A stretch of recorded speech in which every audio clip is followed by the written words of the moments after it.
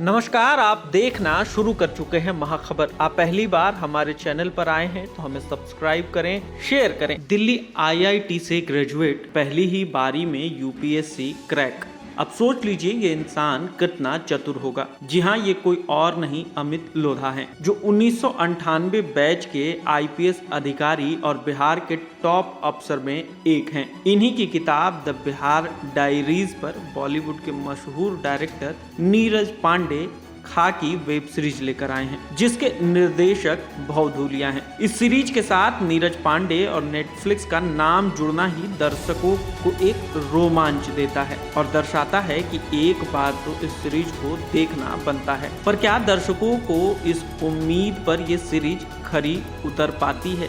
7 episode से सची खाकी the Bihar chapter के जरिए क्या नीरज पांडे डायरेक्टर की कसौटी पर साबित हो पाते हैं या नहीं? चलिए बताते हैं। करण टैकर, अविनाश तिवारी, निकिता दत्ता और आशुतोष राणा जैसे कलाकारों से सजी वेब सीरीज खाकी कैसी है। राजस्थान के रहने वाले 25 साल के अमित लोढ़ा करण टैकर नई नवेली दुल्हन के साथ बिहार पहुंचते हैं। आईपीएस बनते ही यहाँ उनका पहला पोस्टिंग होता है। जब बिहार की जनता अपराध, चोरी चकारी, खून खराबा और जात पात के साथ राजनीतिक भ्रष्टाचार से जूझ रही थी, तो इस जोशीले लड़के ने इस माहौल को बदलने का प्रयास किया। पहली ही बारी में अपनी सूझबूझ से उसने रेल हड़ताल तो रोकी और दूसरी बार में सांसद के भाई रवि किशन और चंदन महतो अविनाश तिवारी को जेल पहुंचाकर शहर को साफ किया। इसके बाद उनकी पोस्टिंग शेखपुरा, बेगूसराय से लेकर मुजफ्फरपुर तक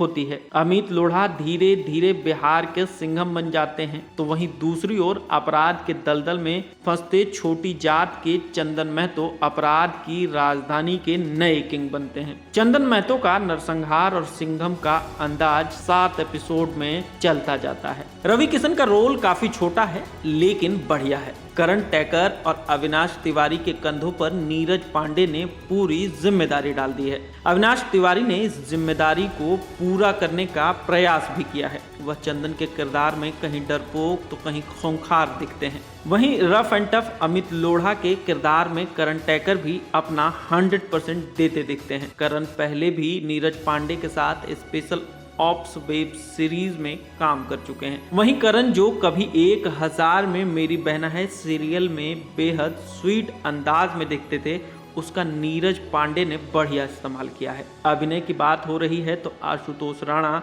ऐश्वर्या सुष्मिता की तारीफ करनी बनती है। साथ ही संजय पांडे और मीता कुमारी ने भी अपने एक्टिंग से लोगों को अपनी तरफ आकर्षित किया है। छोटे से रोल में इनकी भूमिका काबिल तारीफ है, जिन्होंने अपनी प्रतिभा से किरदार में जान डाल दी है। संजय पांडे यूं तो भोजपुरी में सैकड़ों फिल्में कर चुके हैं, पर अपनी अदाकारी का लोहा वहां मनवा चुके हैं। लेकिन इस बार कैनवस बड़ा था और उन्होंने सबको प्रभावित भी किया है। संजय पांडे फिल्म के टर्निंग पॉइंट माने जा सकते हैं। वहीं से फिल्म बदलती है। चंदन कभी जो डीजल चुराता था, वो कैसे अपराध की दुनिया का किंग बना दिया जाता है, इसे लेकर पूरी तरह भुनाने में मात खा जाते हैं। लेखक और डायरेक्टर दोनों ने इस सीरीज को मिर्जापुर, रंगबाज, गंगाजल जैसी फिल्मों का टच देने की कोशिश की है। बस इसी ट्रीटमेंट की वजह से खाकी एवरेज के ऊपर नहीं उठ पाती। पुलिस बनाम गैंगस्टर पर पहले भी कई सीरीज और फिल्में बन चुकी हैं। इस खाकी में उनसे अलग कुछ नया देखने को नहीं मिलता है। स्पेशल ऑप्स वेब सीरीज जैसे करंट इस बार नीरज पांडे पैदा करने में सफल नहीं हुए हैं। इसका कारण यही है कि इस बार रचयिता तो नीरज पांडे थे, लेकिन निर्देशन की कमान भवधूलिया के हाथों में थी, जो रंगबाज जैसी तारीफ काबिल वेब सीरीज लेकर आए थे। भवधूलिया के साथ दिक्कत ये हुई कि वह एक बार फिर हूबहू वैसी ही क्राइम वेब सीरीज के साथ हाजिर हुए हैं, जिसका कलेवर और ट्रीटमेंट बिल्कुल वैसा ही है। इन सब वजहों से खाकी न तो बहुत यादगार बन पाई और ना ही बोझिल करती है। एक बार ये फिल्म देखी जा सकती है और आप इस पूरे फिल्म में बिहारी कलेवर और बिहारी ठसक महसूस कर पाएंगे।